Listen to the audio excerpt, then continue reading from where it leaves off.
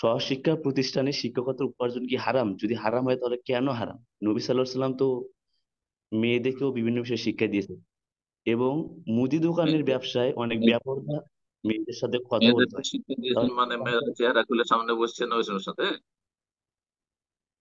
জি না, তাহলে উনি কি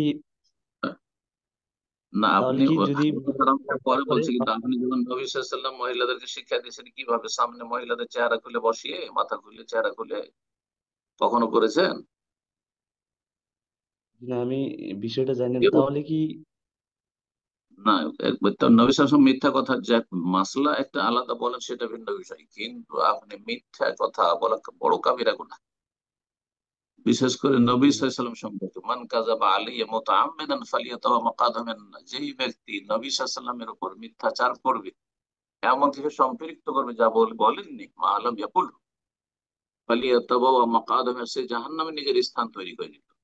খুব বড় বড়, কারণ এটাকে শরীয়ত বানিয়ে দিলেন যে হ্যাঁ, নবী সাল্লাল্লাহু আলাইহি ওয়াসাল্লাম মহিলাদেরকে শিক্ষা দিয়েছে, মহিলার সামনে চেহারা খুলে বসছে আর দরজা দিচ্ছে, কখনো না। হেজাবের হুকুম যে নাজিল হয়েছে ষষ্ঠ, তারপর থেকে সমস্ত সাহাবিয়াতগণ তারা চেহারা ঢেকে দাঁড়ায় রাখতেন, জি। আর এমনিতে হেজাবের আগেও তারা মাথা ঢেকে চলাফেরা করতেন। মাথা ঢাকাটা আরবদের মধ্যে সবসময় ছিল, হেজাবের আগেও ছিল, আর হেজাবের পরে অতিরিক্ত যেটা হয়েছে সেটা হচ্ছে পুরো চেহারা ঢেকেছে। তো এই মশলা হয়ে গেল। আর আপনার আসল মশলা হচ্ছে যে মহিলাদেরকে সহশিক্ষায় বা মেয়েদেরকে, সাবালিকা সাবালক, তাদেরকে সহশিক্ষায় যদি কেউ পড়ায়, শিক্ষকতা করে, তার রুজি কি হারাম? আপনি হারাম বললেন, আমরা তো হারাম বলিনি। কাজটি জায়েজ নয়। এই সহশিক্ষার সিস্টেম, এটা পশ্চিমা সিস্টেম, ব্রিটিশরা আমাদেরকে দিয়ে গেছে। আমাদের দেশগুলি স্বাধীন হইলো আসলে কাফেরদের সভ্যতা থেকে স্বাধীন হয়নি, সবগুলি থেকে গেছে। তাদের কারিকুলাম, তাদের সংস্কৃতি, তাদের কুসংস্কার, তাদের সভ্যতা, তাদের বেহায়াপনা সব থেকে গেছে। বোঝা গেছে? বাকি কথা হলে যে একটি নাজায়েজ কাজ করছে, কিন্তু সে মূলত শিক্ষা দিচ্ছে, পাঠদান করছে, শিখাচ্ছে কি, এর উপর তার রুজি নির্ধারণ হবে। সে যদি দুনিয়ার কোন শিক্ষা শিখায় যেটা ইসলামের সাথে সাংঘর্ষিক নয়, তাহলে রুজি হালাল।